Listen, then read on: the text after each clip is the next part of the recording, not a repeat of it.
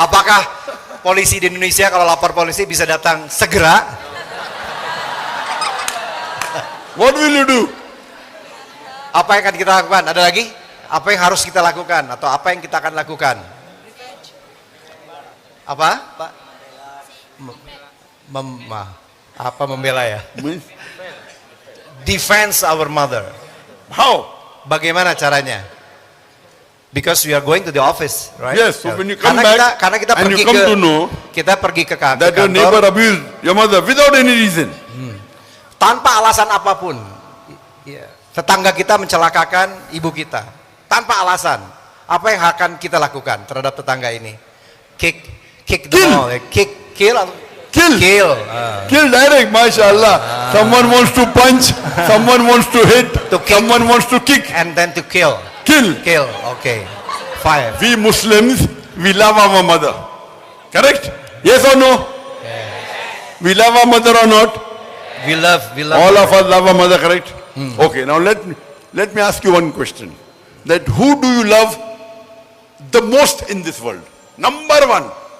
Siapa Muslims and who do the Muslims love maximum?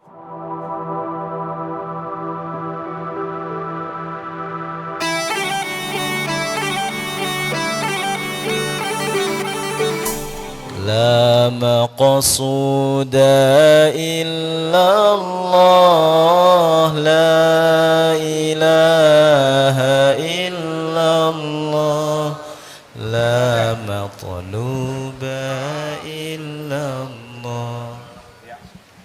Bismillahirrahmanirrahim. Masya Allah. Pada saya. Assalamualaikum warahmatullahi wabarakatuh. Alhamdulillah, tidak terpikir sama sekali, tapi Koh Dondi memberitahu bahwa beliau ingin silaturahim ke Darut Tauhid. Allah lah yang maha mengatur segala-galanya.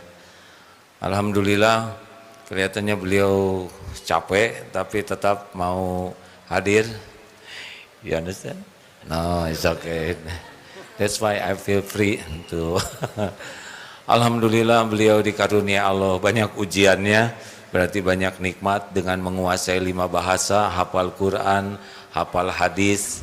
Dulu ada Ahmad Dedat juniornya tapi plus, dan mudah-mudahan kehadiran beliau ke Indonesia penuh manfaat. Thank you for coming. We are neighbor in Putrajaya. But you still remember me in Putrajaya? Oh yeah? Because we are always together. But we never talk like this.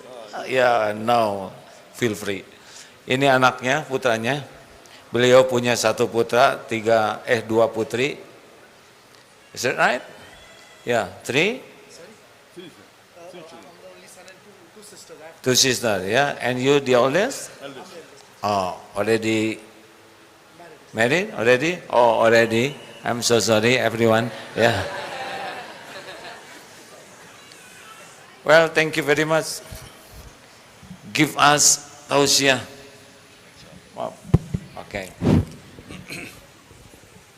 Alhamdulillah. Wassalatu wassalam ala Rasulillah wa ala alihi wa sahbihi ajmain. Amma ba'd. A'udhu billahi minash shaitanir rajim. Bismillahir rahmanir rahim. Kuntum khaira ummatin ukhrijat lin-nas ta'miruna bil ma'rufi wa tanhauna 'anil munkar wa tu'minuna billah. Rabbi shrah li sadri wa yassir li amri wahlul 'uqdatam min lisani yafqahu qawli. My respected elders and my dear brothers and sisters, I welcome all of you with the Islamic greetings. Assalamu alaikum wa rahmatullahi wa barakatuh.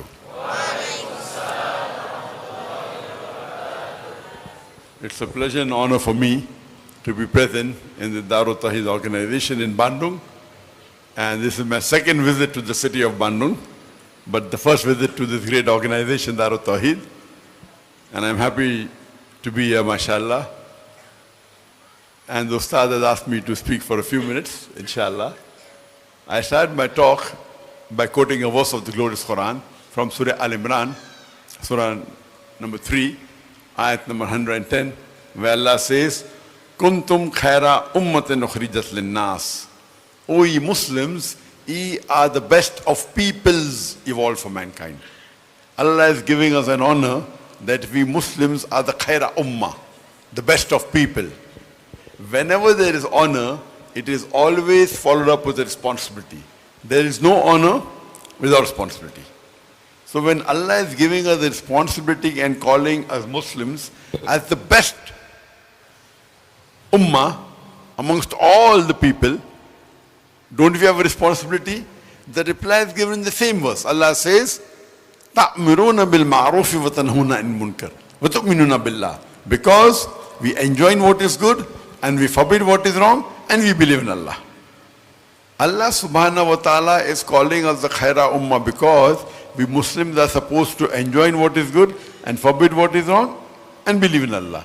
If we do not enjoin what is good and if we do not forbid what is wrong, if we don't do dawah, if we don't do islah, we are not fit to be called as khaira ummah.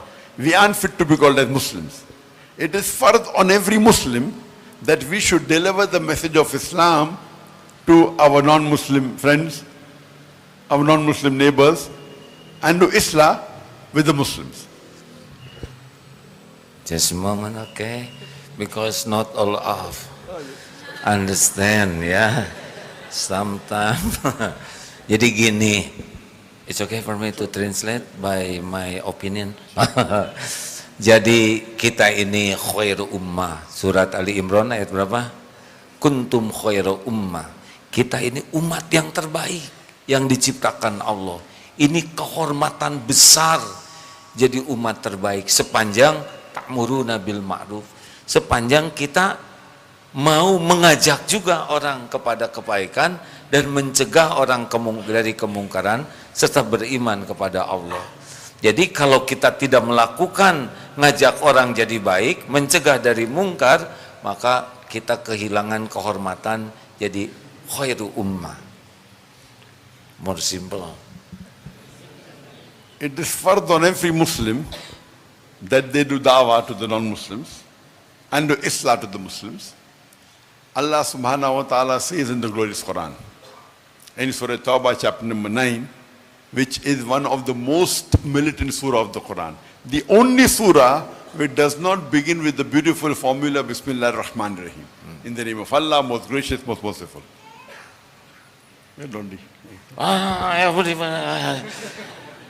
It is Professor Budi Faisal, one of pembina apa? Ya, leader in Darut Tauhid. He is architect, but he know a lot English better than me because school in Australia, America, and other country. Mr. Budi, please translate, help me. I need your help. I'm stressed enough. Okay. Yeah. Oh, Allah always help me. Yeah. I just start to learn English. Alhamdulillah. Good, mashallah. Ayo, Budi. Allah says in Surah Tawbah, as I mentioned, Surah Tawbah is the only surah in the Quran which does not start with the beautiful formula Bismillah ar-Rahman ar-Rahim, in the name of Allah, most gracious, most merciful. Allah SWT menyampaikan dalam satu surah, surah Taubat, surat ke-9, di mana hanya pada surat itu Allah SWT tidak memulainya dengan ungkapan Bismillahirrahmanirrahim. Please.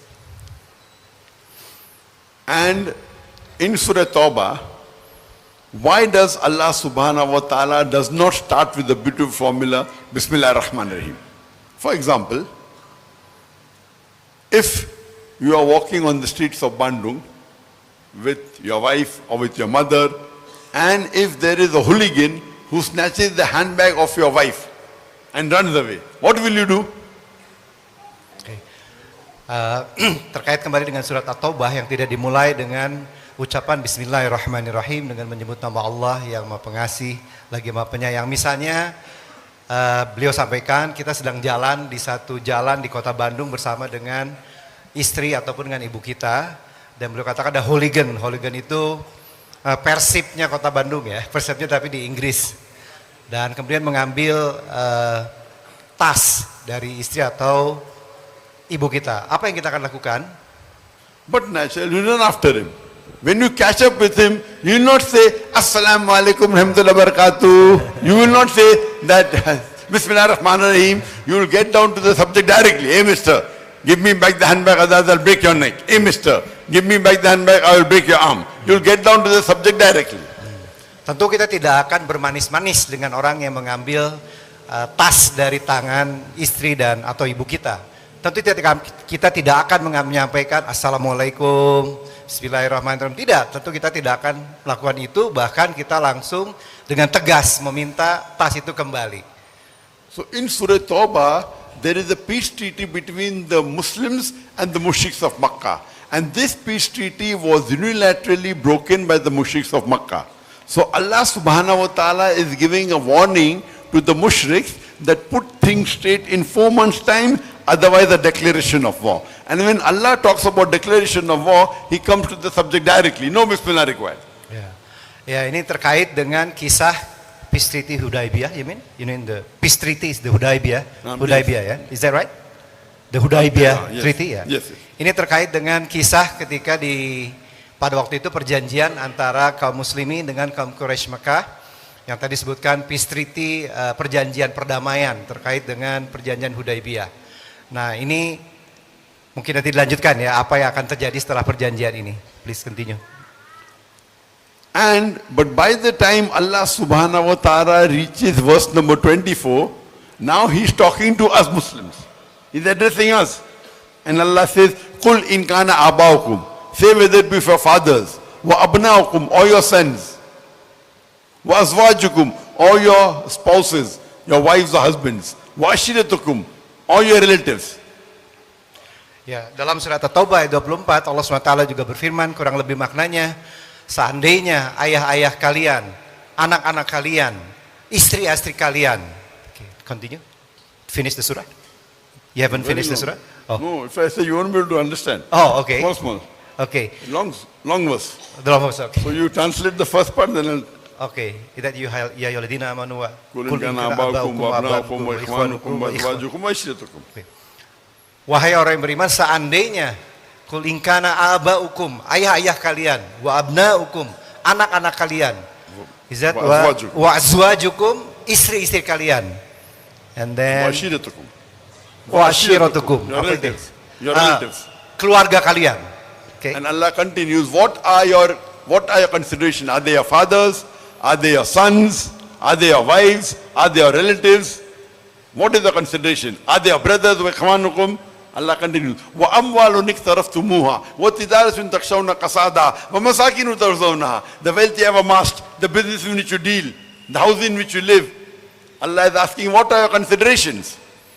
Lanjutan dari ayat yang sama dalam surat At-Taubah ayat 24, harta-harta kalian yang kalian khawatirkan, rumah-rumah kalian yang akan khawatirkan. Saya tidak bisa menerjemahkan secara detail ya, takut salah ayatnya. Tapi intinya Allah SWT beliau sampaikan, menyampaikan apa pertimbangan kalian terkait dengan tadi yang disampaikan di pertama. Allah says, if you love all these 8 things, your fathers, your sons, your brothers, your wives, your relatives, the wealth you have amassed, the business in which you deal, the house in which you live, if you love all these 8 things more than Allah, more than His Rasul, more than doing jihad in His way, Allah says, fatarabbasu, wait, hatta ya'ti Allah bi amri, until Allah brings about His decision to you. Wallahu la yazqumul fasikin. And Allah guides not the fasik people. Seandainya yang tadi semua, saya baca artinya, lanjutannya tadi ya, tadi mulai dari awal, katakanlah jika bapak-bapakmu, anak-anakmu, saudara-saudaramu, pasangan-pasanganmu, keluargamu, harta kekayaan yang kamu usahakan, perniagaan yang kamu khawatirkan, kerugiannya, serta tempat tinggal yang kamu sukai, lebih kamu cintai daripada Allah dan Rasulnya, dan daripada berjihad di jalannya, tunggulah sampai Allah mendatangkan keputusannya. Allah tidak memberi petunjuk kepada kaum yang fasik. Surat At-Taubah ayat 24 ya. So Allah is giving us the warning to the Muslims in Surah Tawbah chapter 9 verse 24. That means you have to love Allah, His Rasul, and doing jihad in the way of Allah. Now the jihad is dawah. Convey the message of Islam to your non-Muslim brothers, non-Muslim friends. Ya. Di sini Allah memperingatkan kepada kita ya, apabila semua itu lebih dicintai dibandingkan berjihad di jalan Allah. Dan saat ini Jihad adalah salah satu jihad yang terbaik menurut beliau adalah dakwah dengan cara menyampaikan pesan kepada non-muslim dan terhadap saudara-saudara kita dan juga teman-teman kita yang non-muslim. Terima kasih. I'm asking a question. Suppose your neighbor, when you go to office, your neighbor abuses your mother, uses foul language against your mother. When you come back home and you come to know, what will you do to him? Seandainya tetangga kalian datang kepada office, to your When office, you go to the office, ketika your kita neighbor datang, abuses your mother. ya, ketika kita Foul datang language. kita keluar ke kantor, ternyata tetangga kita Abuses the mother. abuses itu Foul language. mengganggu lah, Foul. mengganggu Foul. ya, mengganggu ibu kita. Apa yang harus kita lakukan? Yes. What will you do? Apa yang harus kita lakukan bila tetangga tadi mengganggu ibu What kita? will you do? Reply. Minta dijawab. Apa yang harus kita lakukan? Huh? Kick. Kick, okay? Iya, Kick. oke. Only kick. Only kick. Ada lagi selain ditendang, diapain lagi? What will you do? Apa? Fight. Fight. Oke. Okay. What else? What will you do? What will you do? Punch. What will you do? Report to the police and wait for police to come. How long? Police in Indonesia comes immediately. Apakah polisi di Indonesia kalau lapor polisi bisa datang segera? What will you do? Apa yang akan kita lakukan? Ada lagi? Apa yang harus kita lakukan? Atau apa yang kita akan lakukan? Apa? Pak? Apa membela ya? Defense our mother. How? Bagaimana caranya? Because we are going to the office, right? Yes, so when you come karena kita and pergi you come ke to know kita pergi ke that your neighbor kantor abused your mother without any reason. tanpa alasan apapun. Tetangga kita mencelakakan ibu kita tanpa alasan. Apa yang akan kita lakukan terhadap tetangga ini? Kick them all. Kill. Kill direct, mashallah. Someone wants to punch, someone wants to hit, To kick. someone wants to kick. And then to kill. Kill. Okay. Fire. We Muslims, we love our mother. Correct? Yes or no? We love our mother or not? We love. All of us love our mother, correct? Okay, now let me ask you one question. That who do you love the most in this world? Number one. Siapa Muslims and who do the Muslims love maximum in the world? Siapa yang harus paling kita cintai di dunia ini? Nomor satu, siapa yang paling kita harus cintai? Allah. Very good. 100 marks. We love Allah the most, correct? Correct. We love Allah most. Now my question to you is, Allah is asking in the Quran, Allah is saying in Surah Maryam, chapter number 19, verse number 88 to 92. وَقَالُوا اتَّخَذُوا الرَّحْمَنُ وَلَدًا. Sorry. Surah Maryam, Surah number 19. 19, Chapter 19, verse verse number 88. 88. Okay. وَقَالُوا اتَّخَذُوا الرَّحْمَنُ وَلَدًا. They say, Allah most gracious has begotten a son. لَقَدْ جِئْتُمْ شَيْئًا إِدًّا. Indeed, they have put forth a thing most monstrous. If anyone says that Allah has begotten a son, Allah is saying in the Quran, it is the biggest abuse you can give to Allah. Is that 88? Ya. Mereka berkata, Allah yang Maha Pengasih telah mengangkat anak. And 89 then? Sungguh kamu benar-benar telah membawa sesuatu yang sangat mungkar. Allah here is saying in the Quran that if you say Allah has begotten a son, it is the biggest abuse you are giving to Allah. Translate. Diulang lagi oleh beliau, Allah SWT berfirman bahwa Allah telah mengangkat anak. Sungguh kamu benar-benar telah membawa sesuatu yang sangat mungkar. No, that is the translation. I'm giving tafsir now. Okay. So after you finish translation, Okay. you have to translate me. Yeah, okay. Not that. Okay.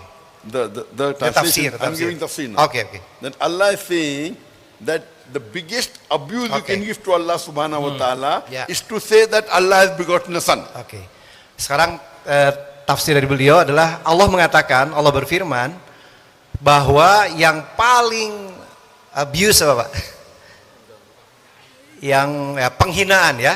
Yang penghinaan yang paling besar terhadap Allah adalah ketika kalian mengatakan bahwa Allah mempunyai anak. If the sky had feeling, the sky would have burst open. The earth would have split asunder. The mountain would have fallen down to utter ruin. Seandainya No read. okay, is that the verse? I'm going. Okay. Terjemah tafsir. Okay. Alhamdulillah, Just a untung bukan second. saya yang nerjemah. Bahagia. 90? Okay, 90 right? Lanjutan dari ayat nomor 90. Karena ucapan itu hampir saja langit pecah, bumi terbelah, dan gunung-gunung runtuh berkeping-keping. Yes, 90. Yes. So here Allah is saying the biggest abuse you can give to Allah is call him that Allah has begotten a son. If anyone says Allah has got a son, it is the biggest abuse you are giving to Allah. Jadi dalam hal ini menurut beliau yang paling menghinakan ya, mungkin lebih tepat, yang paling menghinakan bagi Allah SWT adalah ketika kita mengatakan bahwa Allah itu punya anak. Today in our offices, in our schools, in the universities, in college, our Christian friend, they are saying Allah has begotten a son. Do they say or not? Yes. Yes. What are you doing? What are you doing? You say you love Allah more than you love Allah maximum, more than your mother, more than your brother. Someone abuses your mother, you want to punch him, you want to kill him, you want to kick him. Every day your non-Muslim friends are abusing Allah. What are you doing? Terjemah. Ya.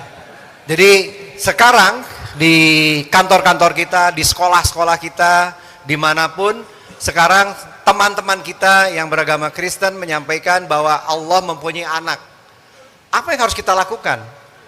Padahal tadi kita mengatakan bahwa kita mencintai Allah maksimum, paling maksimum, bahkan lebih mencintai dari ibu kita sendiri, dari ayah kita sendiri, dari saudara-saudara kita. Tapi sekarang begitu ada teman-teman kita yang beragama Nasrani mengatakan Allah punya anak, apa yang kita lakukan? You love Allah more than your mother, more than your father. Someone abuses your mother, you want to punch him, you want to kick him, you want to kill him. Ya. Every day your non-Muslim friends are abusing Allah. What are you doing?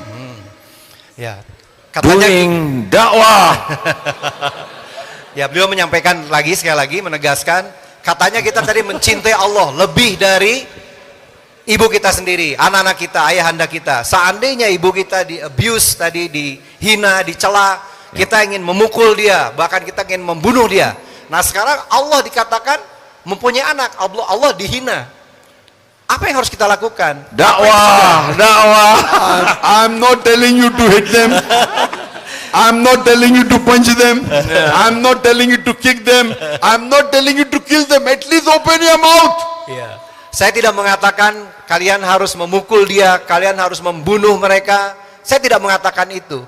Tapi setidaknya bukalah suara kalian. Open At your least mouth. open ya. your mouth. At least tell them what you're doing is wrong.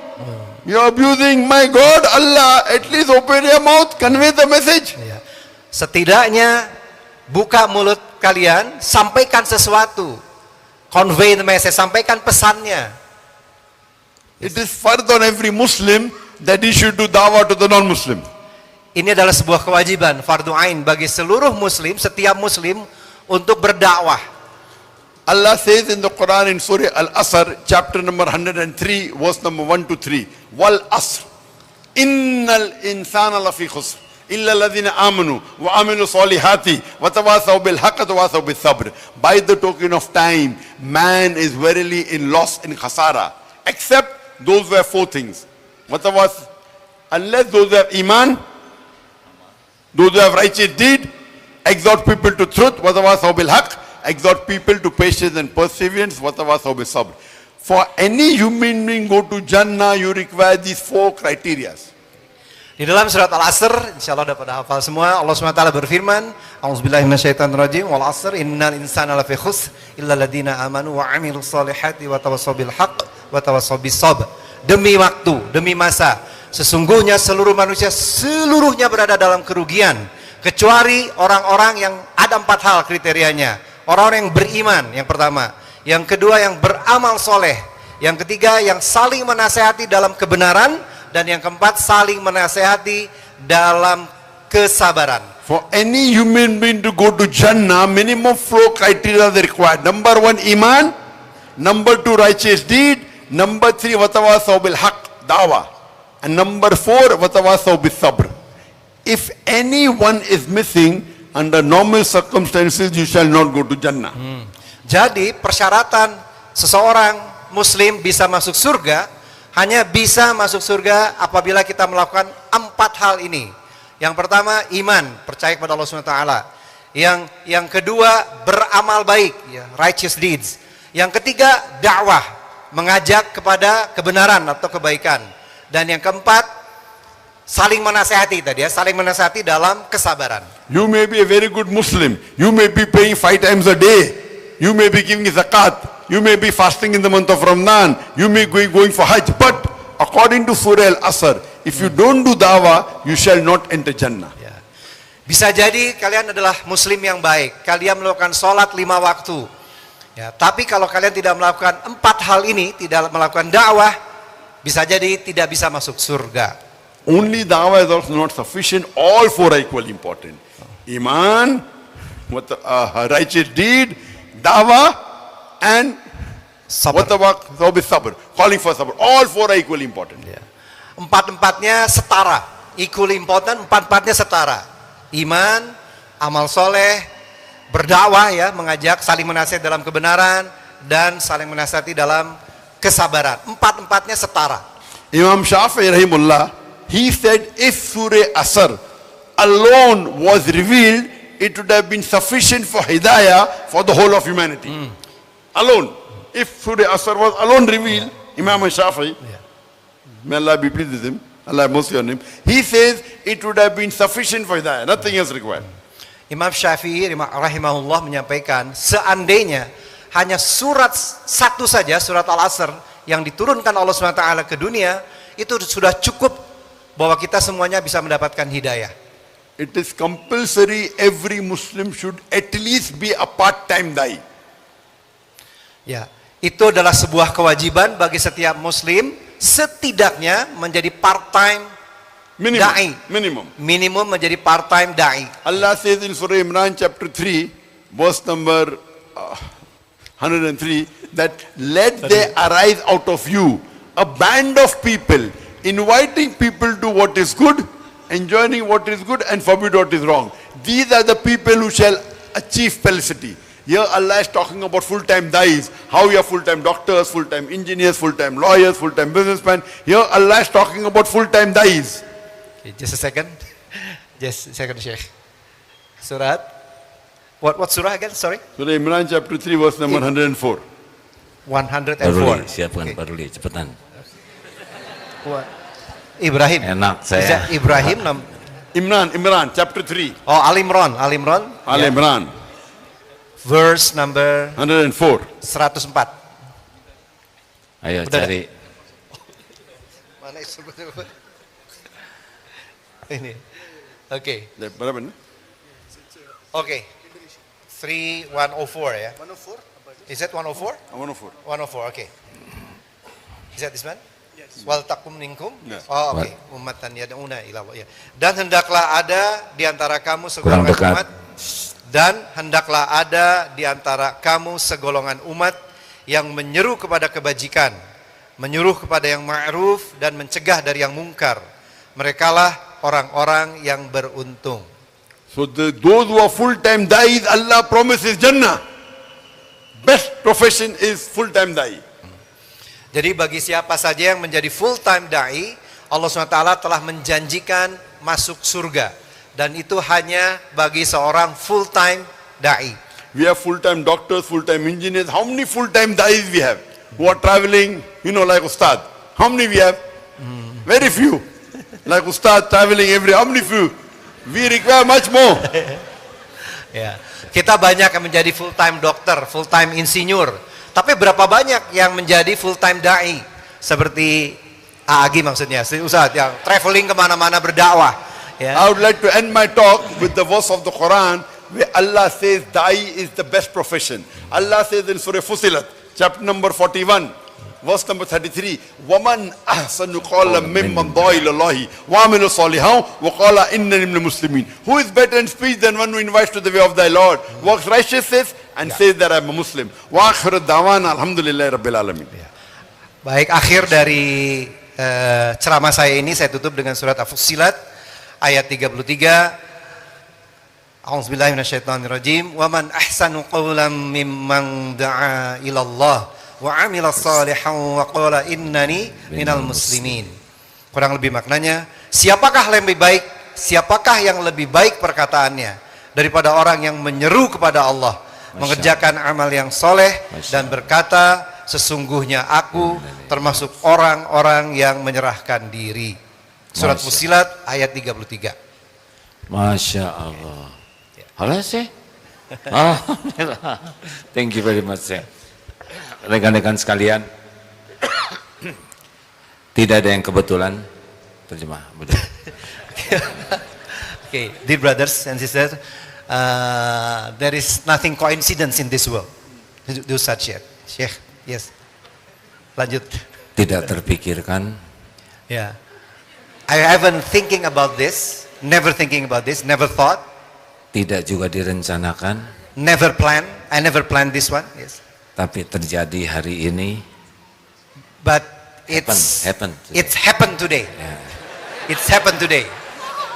Bisa bahasa Inggris ya. Syekh bisa menyampaikan tausiah di sini. Yeah. Sheikh can convey the message to all of us now. I hear you are very tired and no time to talk. And you say that over there, but Allah wants to. Not because the people, because Allah. Thank you very much. They love because of Allah. Ya, Masya Allah. Jadi betul-betul ini adalah rencana Allah. Ya, bagaimana Allah plan, we can meet together. We are. I gave my talk yesterday, Yes. 5 hours. Yeah. From that time I have not slept. Not sleep. Allah. We gave full night awake Masya because Allah. we were doing the programming of the stage. Masya Allah. Then maybe 20 minutes. Ya, Masya Then Allah. caught the plane and then on the phone. Masya Allah. Masya Allah. Beliau asalnya benar-benar capek. Sudah katanya. Tapi I told him, many people waiting for you. Love you. I love them too. He said, from deep in our heart, I love you all. Isn't that? Terima kasih hadirin sekalian. Sejujurnya kami ini bertetangga ya di Putrajaya. We are neighbor in Putrajaya many times. We just stay together. But baru sekarang bisa ngobrol panjang lebar seperti ini. Masya Allah. Maybe next time. That's mean, insya Allah in Sunday I'm going to Perth. And your motivation makes my spirit to do dakwah over there is more powerful. Thank you very much. Jadi hari Ahad saya berangkat ke Perth selama 8 hari for 8 days stay over there, and then many program, and now my spirit is more powerful than before. Thank you very much. Yeah. Do you understand? Yes, I stand under you. It's okay. Yeah. Can you entertain some questions? Thank you very much. Oh ya, sekaligus diperkenalkan kepada para santri, Mr. Budi Faisal, Professor Candidate, insyaAllah Professor in ITB as soon as possible. Kalau nanti saya berangkat dan mungkin beberapa waktu tidak di Indonesia karena tugas dakwah di luar, maka Abudi dengan Adeda adalah penanggung jawab Darut Tauhid ini. He is the candidate to responsible of Darut Tauhid. He can, yeah, he can talk in English better than me, Masya Allah, and his experience more deeper and powerful. Thank you, Mr. Budi. Yeah. If I'm going to another country, he can take responsible of this pesantren, ya. Jadi sudah dengar sendiri kan, ya. Nanti tuntut untuk bisa ceramah malam Jumat maupun hari Jumat. Okay, any question? Any for lady, Eddie for Ikhwan. Ya. Ya. Hanya satu dari Ikhwan, satu dari Akhwat. You can just Oke, choose. bagus. Satu ya, satu. Kemudian Akhwat, satu beliau, satu Akhwat, satu Ikhwan. Ada pertanyaan dari Akhwat? Yang Oke, data yang susah, sebelah sana. it's difficult to throw which one? mikrofon. Oke, yang satu yang adik dulu saya. Boleh berdiri dan mungkin sampaikan nama dan langsung pertanyaannya. Adik silahkan. Ya. Perkenalkan, nama saya Yusuf Iskandar, saya dari Universitas Pendidikan Indonesia. Saya ingin bertanya, dalam Al-Quran Allah menjanjikan umatnya surga. Nah, dalam surga itu kan kita tidak dapat merasakan rasa sakit serta tidak ada kejahatan. Pertanyaan saya, apakah kita akan merasakan kenikmatan sehat dan mengetahui akan kejahatan tanpa rasa sakit dan kejahatan tersebut, dan apakah kita akan hidup seperti patung atau merasa bosan jika hidup tanpa tantangan atau rintangan? Oke. It's translate is very important, you know. Yes. About life In Jannah, in Jannah, in the heaven. Without pain, challenge. without challenge. Yeah. Yeah, this question is, his name is Iskandar. He is a student in It's going University to of be boring Higher or not? Education University. And he said, as we know that in the Quran, Allah subhanahu wa ta'ala says in the Quran, that in Jannah, in the heaven, we will feel happy, always happy. And we will no feeling pain at all. No pain at all. No challenge. So, but according to him, if we're always happy, we cannot feel any pain at all, then there is no challenge. It is like a robot. What do you think about that?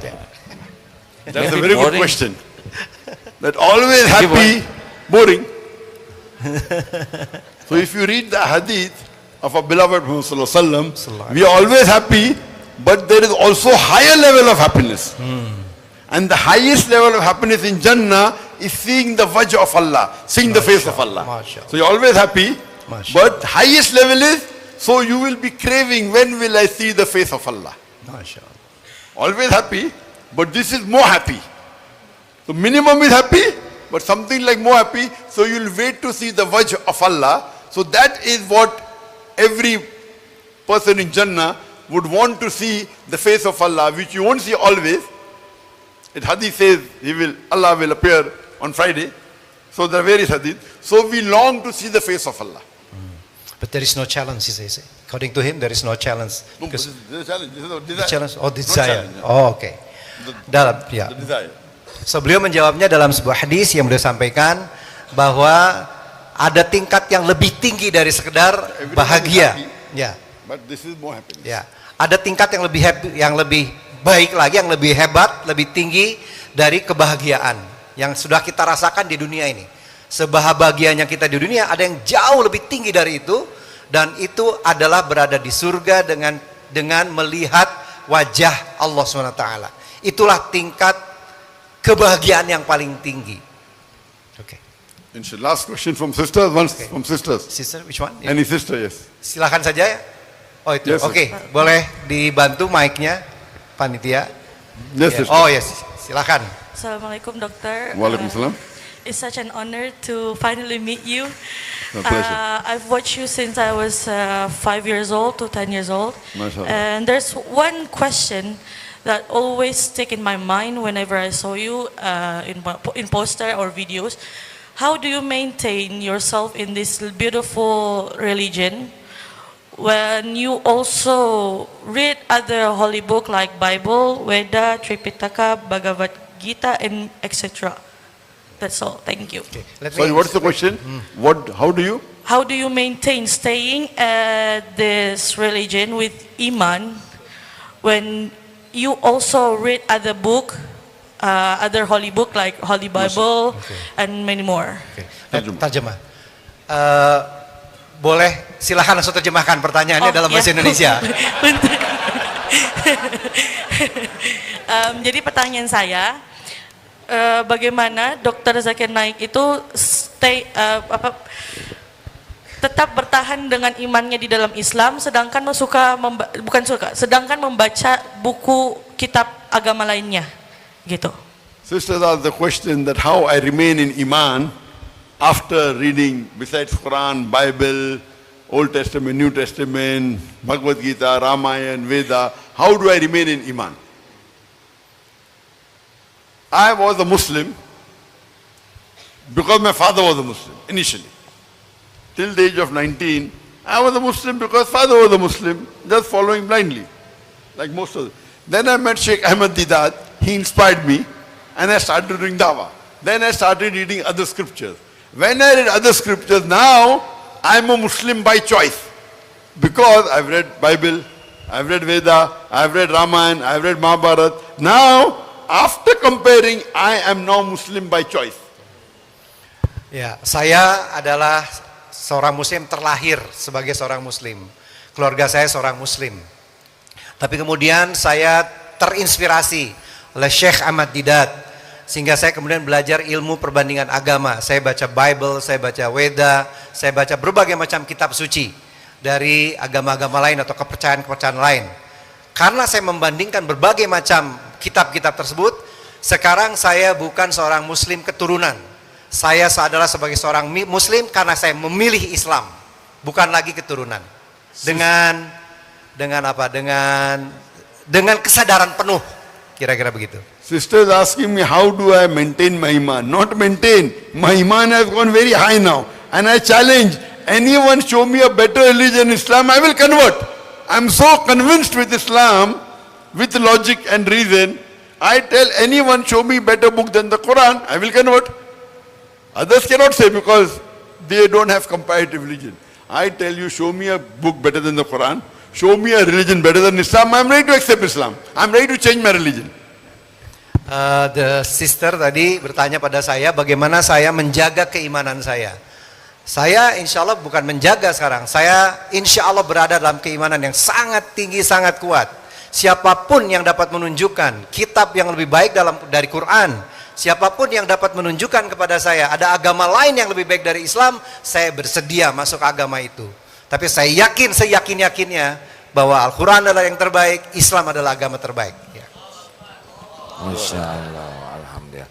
Now my time to ask you something. Question answer over. Question answer over. Yes, sir. What is your daily routine? Normal routine or yesterday's routine? No, normal routine because I know your knowledge increase day by day. What are you doing? You ngerti kan what are you doing? I try to ask because I need to make them understand. Please tell me your activity, daily activity. As a medical doctor. Let me translate first ya.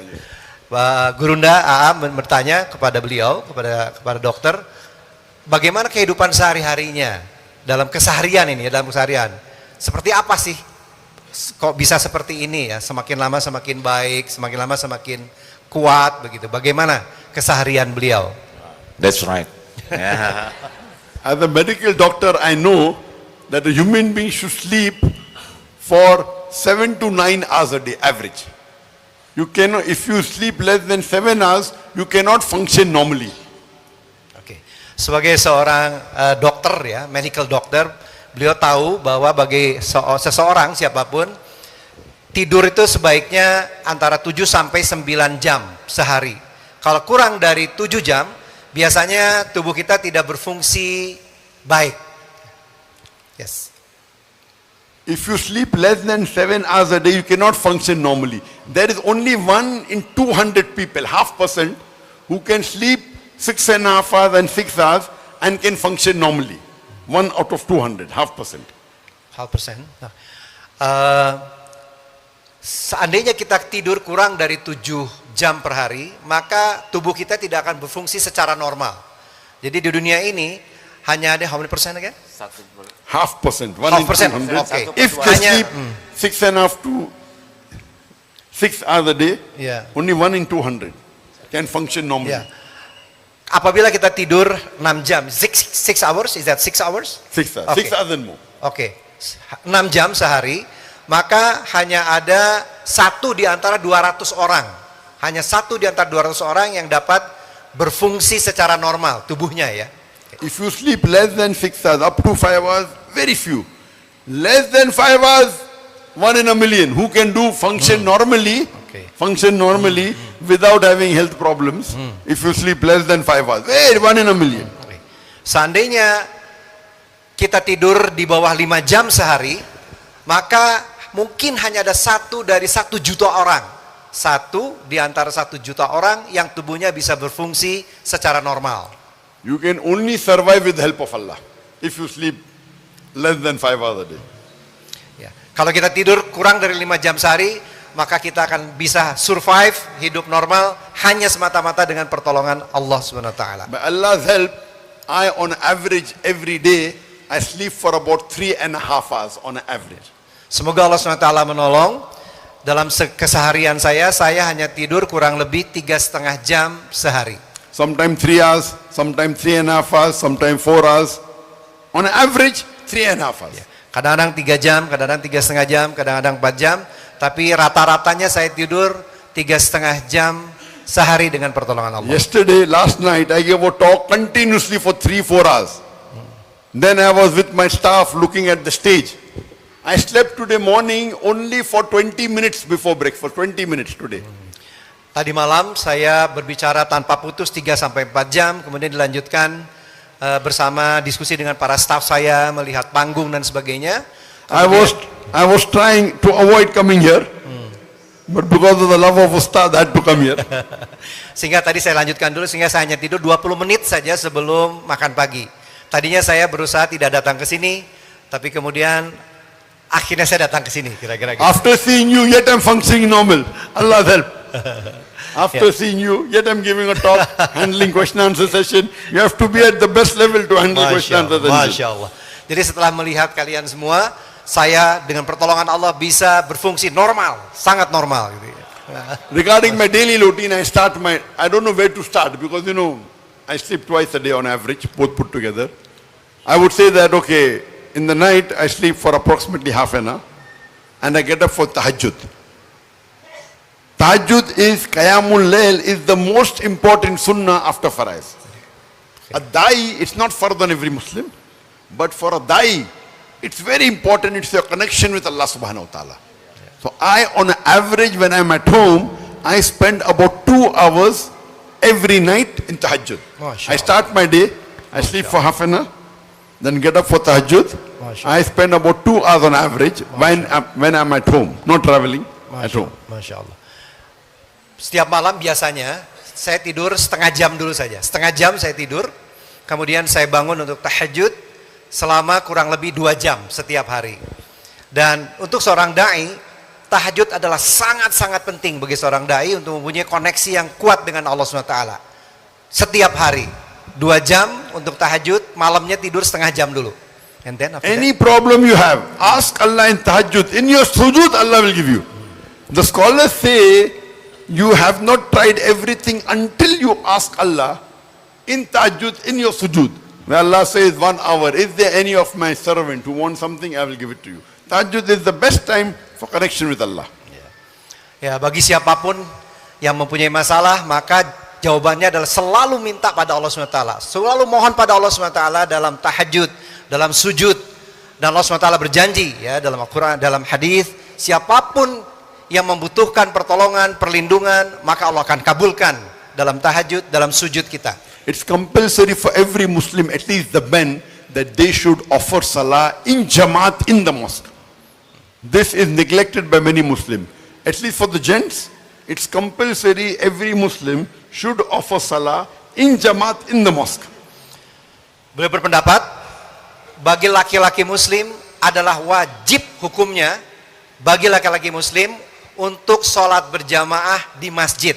Dan ini yang banyak sekali dilupakan oleh kaum laki-laki Muslim. Jadi beliau berpendapat adalah wajib hukumnya bagi laki-laki Muslim untuk selalu sholat fardu berjamaah di masjid. Our beloved Prophet said, first thing Allah will ask you in Qiyamah, amongst all your action is about your salah. Rasulullah SAW bersabda bahwa yang pertama kali akan ditanya oleh Allah SWT pada hari kiamat adalah sholatnya, adalah sholat kita. Where I stay in Putrajaya, where even Ustad has a house, we have a musalla, we call in Malay Surau, I say masjid, in the same building, very close. Yet, if we do wudu, if I go, the moment I hear the adhan, I go, I pray my sunnah, all my sunnah, first come back, average, it takes me 40 minutes. 40 minutes For one salah. for one salah, average. Sometimes 35, sometimes 45, average for every salah. Oke. Di Putrajaya yang saya tinggal dekat dengan Syekh, kata beliau ada sebuah musola di sana yang dinamakannya surau. Setiap saya sholat dari mulai berwudu, datang tahiyatul masjid, mungkin qobliyah, average-nya rata-ratanya dalam satu kali sholat adalah saya menghabiskan satu kali sholat 40 sampai 45 menit per sekali sholat. So multiply by 5 comes to 200 minutes, plus my tahajjud about 2 hours, then salatul duha very important, 4 rakat. Add that about 20 minutes. All put together on average every day, I pray for about 5 to 5.5 hours, average. 5 to 5.5 hours. Jadi kalau digabung tadi 40 menit sampai 45 menit per satu kali sholat, dikali 5, 40 kali 5, 200 menit, ditambah tadi tahajud 2 jam ya 120 menit, ditambah juga ada sholat duha sangat penting menurut beliau, 4 rakaat, sholat duha 4 rakaat, 4 rakaat for duha. So in all my activities, maximum time I spend for any activity in my full life, in my day, average is salah. Artinya dalam keseharian saya setiap hari, yang paling banyak saya lakukan, saya menghabiskan waktu saya adalah untuk sholat. And on an average, of course, my main purpose is dawah. But dawah is of various. When I do dawah, there's something like direct dawah, something like indirect. Now I'm doing direct dawah, correct? Islah. Yes. But sometimes like indirect dawah. Last night I was doing indirect dawah, looking at the stage, okay, what is the lighting, so that tomorrow when people see on the satellite, 100 million people watching. That's called administration. Indirect dawah, that because I'm taking care of the stage today, tomorrow million people watching on the satellite, Peace TV, they will get hidayah. So that is indirect dawah. So I spend on average about 12 hours for my dawah and indirect dawah put together, everything. 12 hours A day. direct and indirect. Jadi di dalam berdakwah beliau mengkategorikan ada direct dakwah seperti sekarang, direct begitu langsung, ada yang indirect dakwah. Seperti tadi malam beliau sampaikan, saya harus ngecek panggung, ngecek berbagai macam hal, sound system, karena ini akan diriput oleh Peace TV. Bisa jutaan orang yang melihat. Nah itu juga kita bisa namakan dakwah tapi indirect dakwah. Kalau saya gabung antara dakwah yang secara langsung maupun yang dakwah secara tidak langsung, maka rata-rata 12 jam sehari, 12 hours a day, is that right? Ya, 12 jam satu hari saya melakukan dakwah. One of the main activity of mine in my dawah is Qanaat Salam, Peace TV. We have got 4 satellite channels. Peace TV English, which has 100 million viewers. Peace TV Urdu, which has 80 million viewers. Then Peace TV Bangla, 50 million viewers. And Peace TV Chinese Mandarin, 20 million viewers. All put together, 200 to 250 million people watching on the satellite. Masya Allah. Bantu ya kalau lupa. Nah saya berdakwah ini diliput oleh Peace TV. Peace TV ada 4 channels, 4 bahasa. English Urdu, is 100 million. Urdu 80 million. Urdu 100 million. juta tadi ya, 100 juta million. pendengar. Kemudian Urdu 80 juta. 80 million. Kemudian and then after Urdu Bangla 50 million. Bangla 50 juta orang and yang mendengar. Chinese Mandarin 20 million. Dan Chinese Cina Mandarin how many? 20 million. 20 juta orang pendengar. 24/7. Even when I'm sleeping, dawah is going on. Getting sawab jariyah. It is throughout the world, covering 250 million people watching all over the world in more than about 175 countries. This is dawah going on. We are sitting here. Yeah, I'm doing very limited dawah. Maybe 500 people, 1,000 people. There, million people. At the time, 10 million people watching, 20 million people, because I am hungry for sawab. Hungry for? Sawab, blessing. Blessing. Oh, Masya Allah. Ya, kalau setelah mendengarkan tadi, kita ada 250 juta orang yang selalu mendengar dari 4 channel satelit TV. Artinya kalaupun saya tidur, maka ini akan terus berjalan. Dakwah ini akan terus berjalan. Dan saya sangat semangat untuk terus mengejar blessing. Sawab. Pahala. pahala. Is that ajr? Ajr? Blessing, ya? Ajr, ajr. Ya, oke. So Ajr if pahala. I spend 5.5 hours for salah, direct dawah, indirect dawah, administration, we have got school, many activities, total 12 hours, and I am also a part-time businessman. Selain tadi yang dakwah dan indirect dakwah yang saya lakukan selama 12 jam sehari, saya juga adalah seorang part-time businessman. I spend every month about 2 days for business. On average, maybe half an hour every day I spend for business. Ya. Jadi dalam satu bulan saya menghabiskan 2 hari untuk bisnis, 2 days a month. Like how Ustad says, we should be like that, not like that. Ya. Seperti yang Gurunda sampaikan, tangan kita harus di atas, bukan tangan kita di bawah. Ya. So we have about 10 businesses, personal businesses. I spend only half an hour a day managing all this, only half an hour. Because I'm a full-time dai and a part-time businessman. Ya. Half an hour per day? One day. One Only. day, half an hour. Yes, Ya. average. Oke, jadi rata-rata saya menghabiskan hanya 1,5 jam saja sehari, dan itu pun hanya 2 hari dalam 1 bulan. Jadi belum sampaikan saya insya Allah seorang full-time da'i dan part-time businessman. And in business, best is make Allah your business partner. Dan sebaik-baik di dalam bisnis adalah menjadikan Allah Subhanahu wa taala sebagai mitra bisnis kita. When my son started doing business 2-3 years back, I told him make Allah your business partner. And when you make Allah business partner, you can't make him a small partner. You can't make him a small partner. You have to make him a major partner. So I told my son, when you make Allah your partner, minimum give 51% of your profit in charity to Allah Subhanahu wa taala. Minimum. Apabila kita menjadikan Allah sebagai mitra bisnis kita, maka kita perlu menjadikan mitra bisnis ini sesuatu yang sangat mulia. Harus sangat kita muliakan. Karenanya, dalam berbisnis dengan Allah SWT, saya minimum memberikan 51% dari keuntungan untuk Allah SWT. It's not fard, huh? Fard is 2.5% zakat. Ini bukan wajib, ya. Of your nisab level excess. This is my suggestion, afzal. It's not fard. And of course, I am a veteran, I am old timer. I give more. But for my son, he's new. So minimum 51%. See, he's tired. Oh, he was with me awake. I'm training him now. Ya, Inshallah. Ya, beliau sampaikan, ya ini anak saya masih pemula dalam berbisnis. Jadi itu buat anak saya 51%. Kalau saya udah lebih senior, saya harus lebih besar dari 51%. Allah says in the Quran in Surah Baqarah chapter 2 verse number 261. Terjemah. If you give one corn, Surah Baqarah chapter 2 verse number 261. 261. If you give one grain in the way of Allah, Allah will give you 7 year, 7 buta. Every year will have 100 grain. That means you put one grain in the way of Allah, Allah will give you 700 grain. 700 times profit. In English terminology, 70,000%. Dalam surat Al-Baqarah, surat kedua, ayat 261, Allah SWT berfirman, kurang lebih maknanya, perumpamaan nafkah yang dikeluarkan oleh Allah, oleh orang-orang yang menafkahkan hartanya di jalan Allah, adalah bagaikan dengan sebutir benih yang menumbuhkan 7 bulir, pada tiap-tiap bulir 100 biji. Allah melipat gandakan ganjaran bagi siapa yang Dia kehendaki, dan Allah Maha Luas karunia-Nya, lagi Maha mengetahui. No, tafsir. One grain you give, Allah gives you 700 grain. Tafsir dari beliau, apabila kita memberikan 1 benih saja, artinya Allah membalas dengan 700 benih. 700 times profit. 700 keuntungan.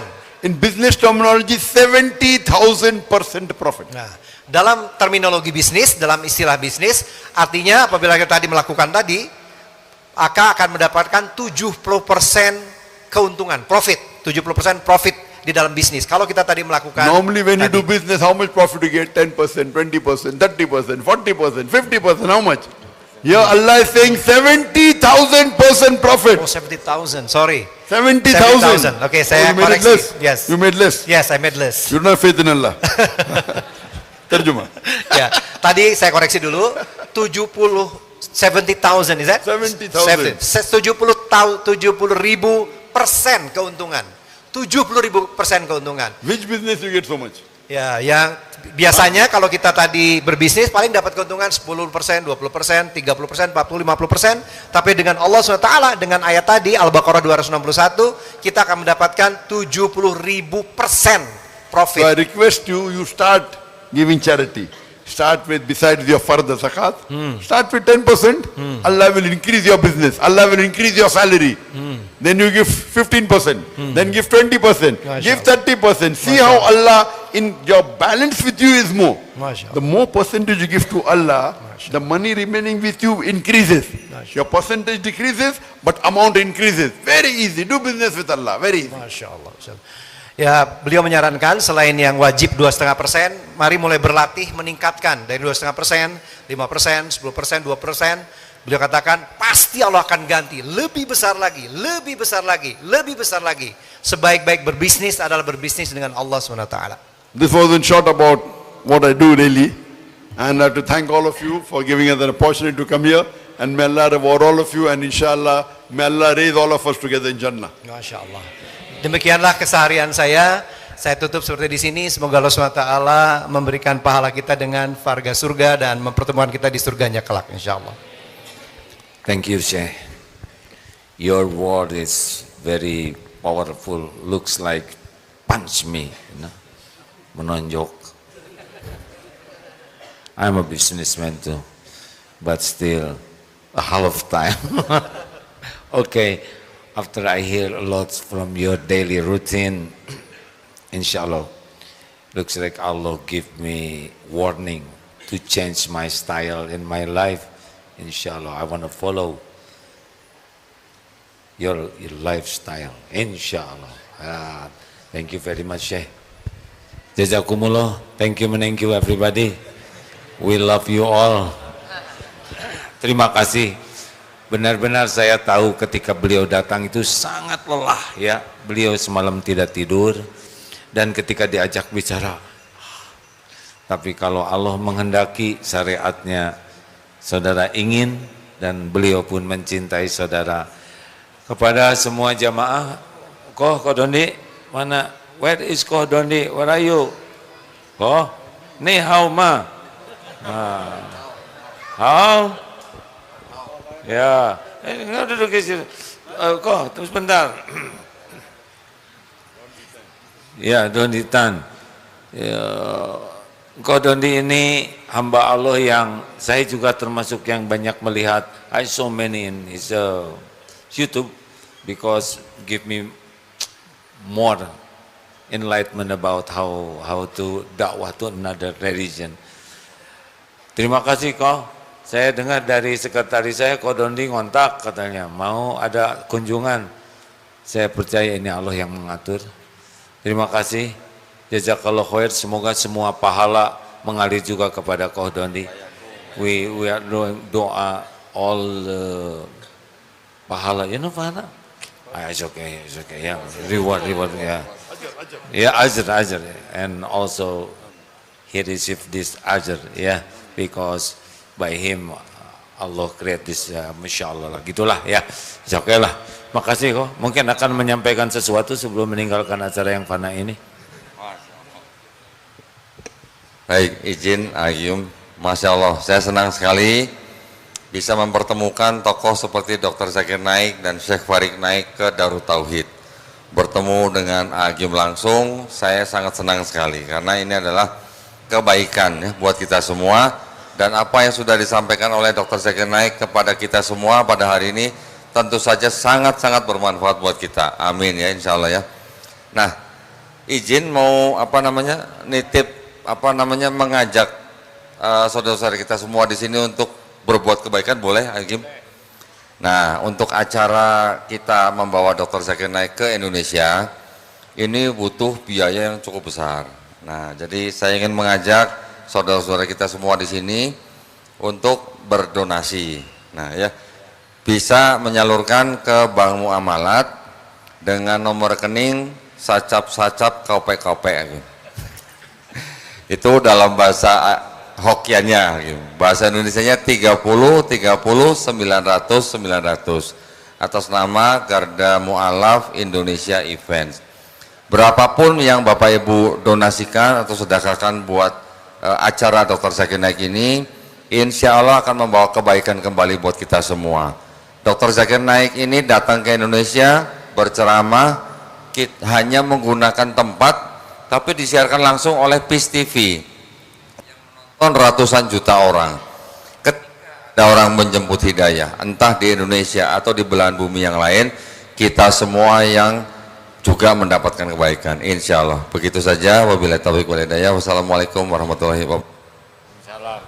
Jadi ini bukan untuk beliau, tetapi ini untuk sewa sound system dan sebagainya. Kalau beliau seperti yang diceritakan, ongkos sendiri dan tidak mengharapkan apapun. Terima kasih. Subhanakallahumma bihamdik, asyhadu alla ilaha illa anta astaghfiruka wa atubu ilaik.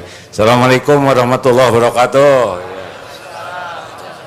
Ya, awas, tumpah.